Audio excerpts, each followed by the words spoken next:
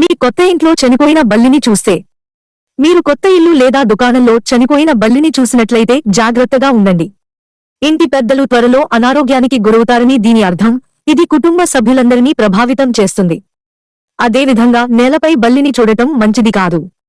మీకు అలాంటి దృశ్యం కనిపిస్తే, కొత్త ఇల్లు లేదా దుకాణానికి వెళ్లే ముందు నియమాల ప్రకారం పూజ చేయండి.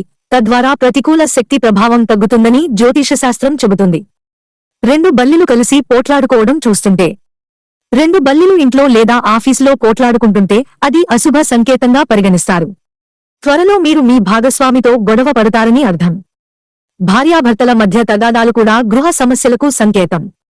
అలాంటి దృశ్యం చూసినప్పుడు ఓపిక పట్టి ప్రశాంతంగా ఉండటానికి ప్రయత్నించాలి. బల్లి మీద పడితే, రాత్రిపూట ఇంటి గోడలపై బల్లులు మరింత చురుకుగా ఉంటాయి.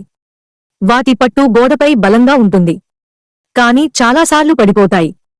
వాస్తు శాస్త్రం ప్రకారం బల్లి మీ కుడి మడమ లేదా కుడి పాదం మీద పడితే మీరు త్వరలో ప్రయాణం చేస్తారని, దాని నుండి మీరు ప్రయోజనం పొందుతారని అర్థం.